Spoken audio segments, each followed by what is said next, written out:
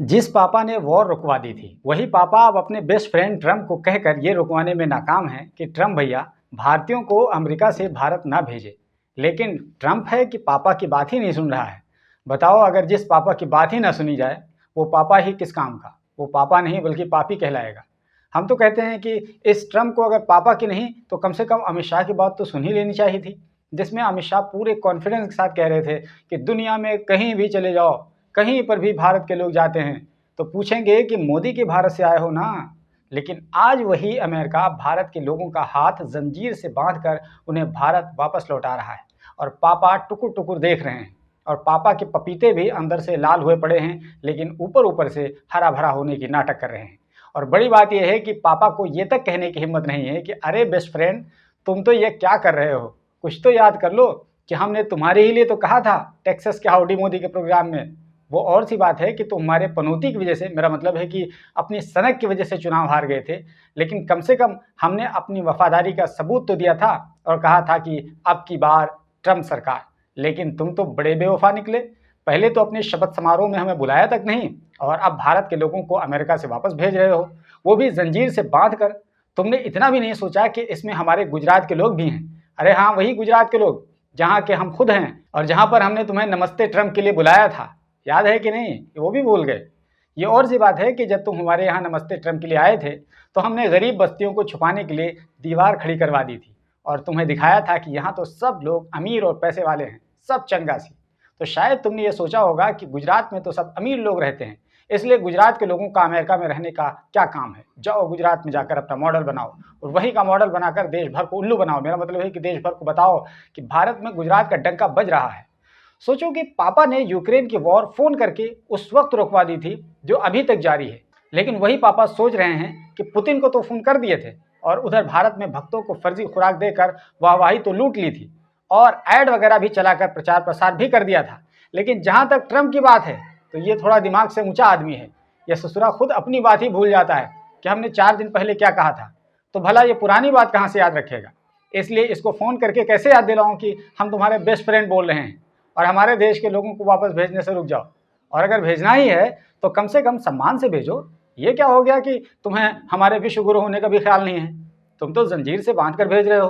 भला सोचो कि माय बेस्ट फ्रेंड, जो कोई भी ये तस्वीरें देख रहा होगा वो क्या सोचेगा कि विश्व गुरु की छुरछुरी निकल गई है। और खुद हमारे देश में लोग क्या कहेंगे कि पापा एक फोन पर यूक्रेन का वार रुकवा सकते हैं, जो कि फर्जी और झूठ है। वो भारतीयों को भारत भेजे जाने से क्यों नहीं रुकवा सके? तो सोचो कि माय बेस्ट फ्रेंड, हमारी इज्जत का क्या रह जाएगा? वैसे चंद दिनों में पापा को अमेरिका भी जाना है, तो क्या पता कि पापा ने कुछ प्लान सोच रखा हो कि वहीं जाकर माय बेस्ट फ्रेंड को याद दिलाएंगे। क्योंकि पापा ने अगर सोचा होगा तो कुछ ना कुछ अच्छा ही सोचा होगा, क्योंकि पापा का ऑरा कुछ ऐसा है कि वो फोन पर तू तड़ाक से बात नहीं कर सकते हैं, बल्कि आमने सामने जब होते हैं तब तू तड़ाक से बातें करते हैं, चाहे ओबामा हो या ट्रंप भैया हो। आपकी जानकारी के लिए बता दें कि ट्रंप ने 104 भारतीयों को अमेरिकी सेना के जहाज C-17 एयरक्राफ्ट से भारत के लोगों को अमृतसर एयरपोर्ट पर लाकर पटक दिया है, बल्कि यूं कह लीजिए कि इज्जत से छोड़ दिया है जंजीर में बांधकर। और एक बार फिर से सुन लीजिए और हमेशा के लिए याद रख लीजिए कि जिस भारत को दो कौड़ी के अंधभक्त विश्व गुरु कह रहे हैं, उसी विश्व गुरु भारत के लोगों को ट्रंप ने हाथ में जंजीर बांध कर लाया है।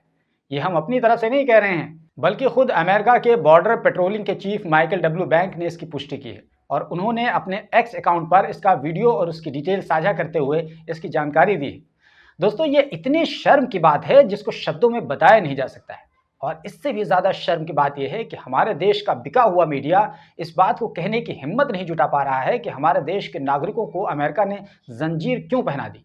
हालांकि मीडिया को अमृतसर एयरपोर्ट तक जाने की इजाज़त नहीं दी गई थी और न ही आने वाले लोगों से बातचीत करने की इजाज़त दी थी, वरना तो पोल खुल ही जाता, लोग बता देते कि पापा की वहाँ कितनी इज्जत है। इसीलिए भारत में आने वाले लोगों की एक भी तस्वीर बाहर नहीं आ सकी जिसमें उन्हें जंजीर से हाथ और पैर बांध कर लाया गया हो।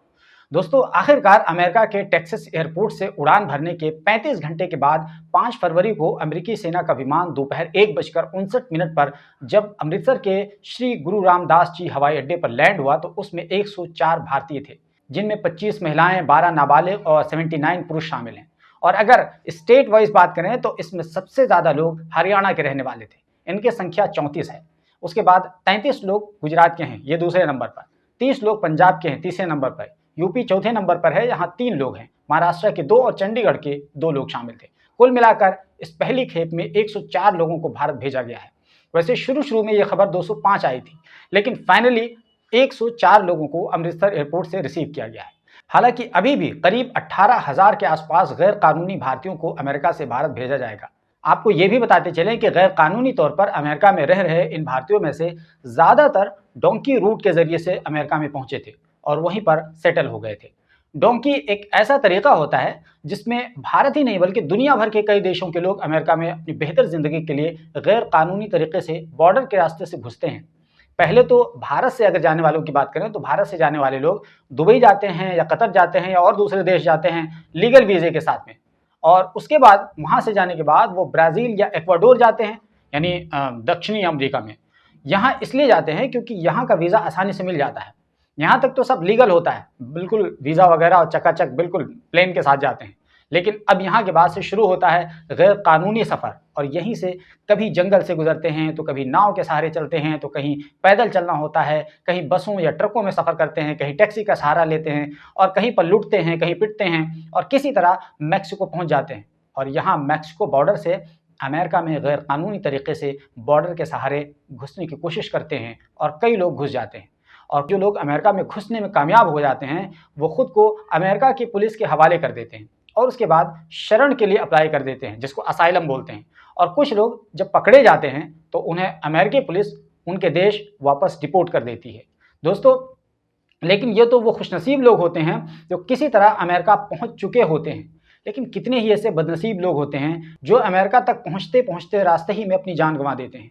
क्योंकि दक्षिणी अमेरिका से जब उत्तरी अमेरिका की तरफ लोग जाते हैं तो इस बीच नदी, नाले, जंगल जैसे बहुत मुश्किल रास्तों से उन्हें गुजरना पड़ता है और इसी दौरान कई लोगों की जान चली जाती है और लाखों रुपए खर्च करने के बावजूद उनके परिवार वालों को कुछ भी हाथ नहीं आता है, और अगर कुछ आता है तो उनके गायब होने या मरने का संदेशा आता है, और वो भी उनके साथियों के जरिए जो उन्हीं के साथ भारत से निकले थे। तो खैर, ये होता है डोंकी रूट और डोंकी का पूरा प्रोसेस। और जो 104 भारतीय 5 फरवरी को लाए गए उनमें अक्सर लोग इसी तरह जिंदगी को दांव पर लगाकर अमेरिका गए थे, लेकिन अब वो जंजीरों में बंध कर जलील होकर भारत पहुंचे हैं। और हमारी सरकार अमेरिका से अपना विरोध तक दर्ज कराने की हिम्मत नहीं कर पा रही है कि आपने हाथ पैर बांध कर क्यों डिपोर्ट किया है। वो कहेंगे कि इसके अलावा जो दूसरे देश थे उनके लोगों को भी इसी तरह भेजा गया है। लेकिन यहाँ पर सवाल यह है कि जिस तरह कोलंबिया के राष्ट्रपति ने अपने नागरिकों को सम्मान के साथ वापस लेने के लिए एक प्राइवेट जहाज भेजकर अपने देश वापस बुलाया है, तो क्या भारत ऐसा नहीं कर सकता था? लेकिन भारत ने ऐसा नहीं किया क्योंकि भारत के प्रधानमंत्री को पता है कि कौन जाए पैसा खर्च करने, कौन जाए जहाज भेजने। अपने बेस्ट फ्रेंड का विमान वाला जहाज है ना, वो तो भेज ही देगा। और आखिरकार बेस्ट फ्रेंड ने भेज ही दिया, लेकिन हाथ पैर बांध कर भेजा है और बता दिया है कि हम भारत के नागरिकों के साथ ऐसा कर सकते हैं और भारत का प्रधानमंत्री हमारा कुछ नहीं बिगाड़ सकता है। वो विरोध तक दर्ज कराने की हिम्मत नहीं रखता है। तो ये थी दोस्तों 104 भारतीयों के अमेरिका से डिपोर्ट होने की पूरी खबर थी। इसलिए हमने सोचा कि इस ज़रूरी खबर पर एक व्यंग्यात्मक तरीके से आपका ध्यान आकर्षित करें। क्या पता किसी को हमारी बात चुभ जाए, लग जाए और वो आज ही से अंधभक्ति छोड़ दे। इस खबर पर दोस्तों आप क्या कुछ कहना चाहते हैं, कमेंट बॉक्स में अपनी राय ज़रूर लिखिए और इस वीडियो को ज़्यादा से ज़्यादा शेयर कीजिए ताकि अंधभक्तों की आँख खुल सके और वो भी देख लें कि मोदी के राज में उनकी क्या औकात बची है। दोस्तों, बाकी मिलते हैं एक नई वीडियो के बाद। हमारे चैनल पर पहली बार आए हैं तो चैनल को सब्सक्राइब कर लीजिए। फेसबुक पर देख रहे हैं तो हमारे पेज को फॉलो ज़रूर कर लीजिए।